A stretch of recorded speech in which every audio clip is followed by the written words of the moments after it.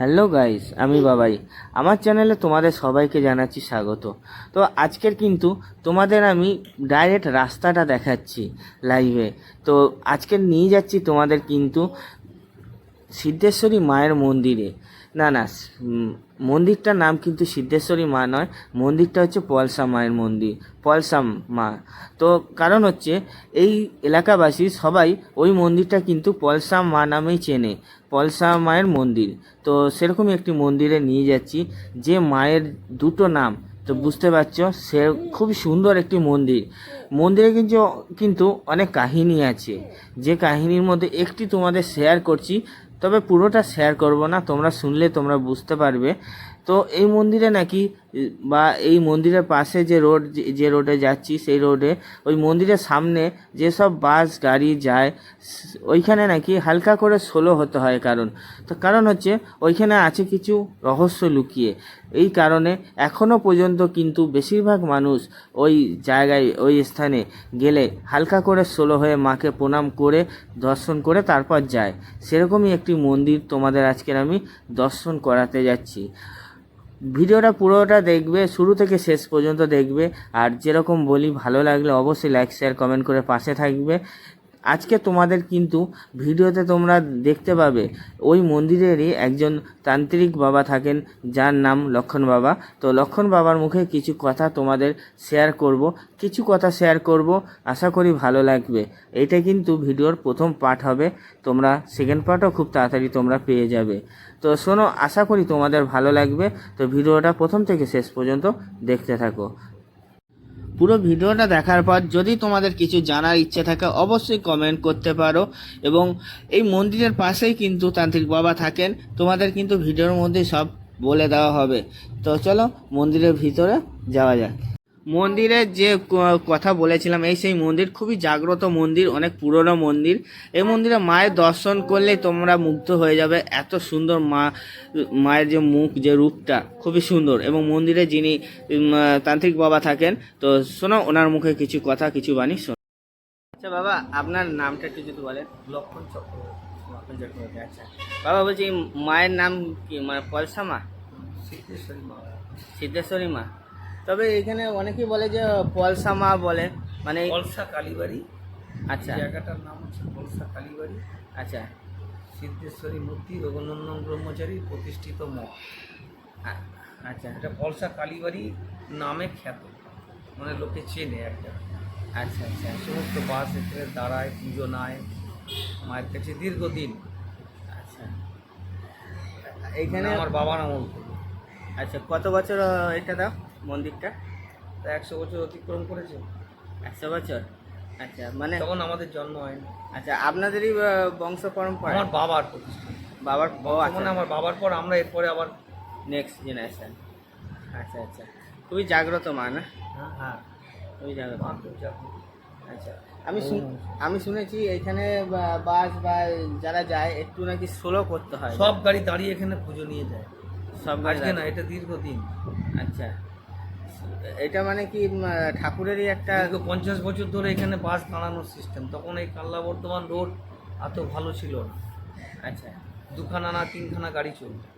আচ্ছা, তখন থেকে এখানে মায়ের এই বাস দাঁড় করানোর সিস্টেম মাই তৈরি করেছে। আজও সমস্ত গাড়ি দাঁড়ায়, পথচারী যারা যায় মাকে প্রণাম করে, এখানে মনোবাঞ্ছা পূর্ণ হয়, তাদের মনের আশা বাসনা কামনা পূর্ণ হয়। আচ্ছা, তবে তো মায়ের কাছে তারা আসে। একদম একদম। এখানে মানে যদি কোনো অসুবিধা হয় বিভিন্ন কারণে, তারা এখানে আসলে সেই জিনিসগুলো শেয়ার করলে বহু মানুষ আসে, মাকে জানায়, মাকে প্রার্থনা করে, তাদের মনোবাঞ্ছা পূর্ণ হয়, আবার আসে। এইভাবেই চলে প্রতিষ্ঠান। আচ্ছা, আচ্ছা। আর এমনি কোনো তান্ত্রিক ব্যাপার কিছু? ভট্টর এখানে কিছু হয় না, জাস্ট পুজো হয়। আচ্ছা, মায়ের দুবেলা পুজো ভোগ হয়।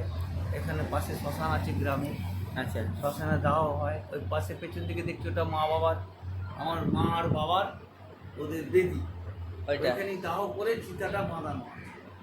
বাবা তন্ত্র কাজ করতো, বাবা তান্ত্রিক ছিলেন। আচ্ছা, তান্ত্রিক ছিল। বাবা তান্ত্রিক ছিলেন। আচ্ছা, আমরাও তন্ত্র কাজ করি।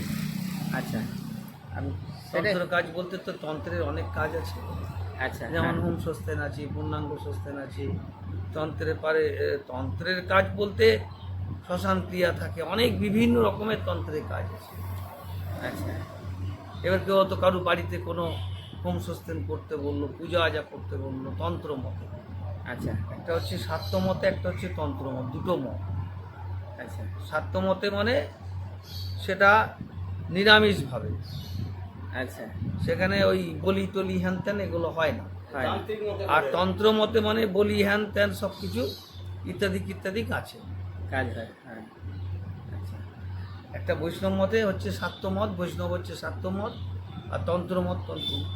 আচ্ছা শাক্ত মতে ভজন পূজন, আর তন্ত্র মতে শক্তি সাধন। আমরা হচ্ছি তন্ত্রের লোক, শ্মশানবাসী লোক। আচ্ছা ওই যে শ্মশান রয়েছে পাশে, হ্যাঁ এখন ওখানে দেওয়া হয়, আর এই দুটো শ্মশান। আচ্ছা। তো বলছি তার মানে এটাই যে মানে কেউ যদি আসে সমস্যা নিয়ে আপনাকে জানালে সেটা সমাধান মাকে জানালে হবে, মাকে জানাতে হবে। আমি আচ্ছা কে, আমাকে জানালে হবে। আচ্ছা আচ্ছা। আপনি এমনি ওষুধ এসব দেন নাকি? মায়ের কাছে এলে মায়ের ফুল পুষ্প দেওয়া হয়। আচ্ছা বাহ, মায়ের আশীর্বাদ, মায়ের পুষ্প, এটাই বড় জিনিস।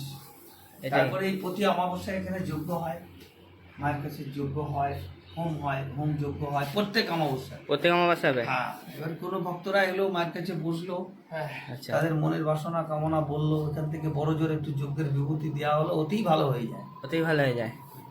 বাহ। আর গাড়িটা চলে গেল, দাঁড়িয়ে ছিল নাকি রে? কেউ যোগাযোগ মানে আপনার তাহলে নাম্বারটা? আমার বাড়ি এটাই, ঠিকানা এই যে বাড়ি, এখানে আমার ফ্যামিলি থাকে। এখানে বাড়ি? আচ্ছা আচ্ছা ওই যে বাড়ি, মন্দিরের আচ্ছা। সঙ্গেই বাড়ি। আচ্ছা, না ধরুন এটা আমার বাস্তবস্থান, এখানে আমার ফ্যামিলি থাকে। আচ্ছা ফ্যামিলি মানে আমার ছেলে মেয়ে বউ নাতি নাতনি সব আছে। আচ্ছা আমরা ব্রহ্মচারী নয়, আমরা তান্ত্রিক। তান্ত্রিক। আচ্ছা, না বলছি ধরুন অনেকে ধরুন দূর থেকে যদি আসে, এবার সে কোনো সমস্যা নিয়ে আসছে, সে বলতে পারে, জানাতে পারে, না এবার চেষ্টা করে দেখবো। আচ্ছা কিন্তু ভালো করে দেবো এটা বলবো না, সেটা ভণ্ডামি হয়ে যাবে। আচ্ছা আচ্ছা কি বললাম বুঝতে পেরেছি? যে আমি আসো, আমি তোমাকে ভালো করে দেবো, আচ্ছা আমি এটা করতে পারবো, এটা হয়ে যাবে, আচ্ছা আমি পারবো বললে সেটা ভণ্ডামি। আচ্ছা আর মায়ের ওপর যদি আত্মবিশ্বাস করে দিয়ে দেওয়া হয়, আচ্ছা যে মায়ের কাছে এসো, মাকে জানাবো তোমার জন্যে, তোমার মঙ্গল কামনা করব, সেটা হবে। সেটা হবে।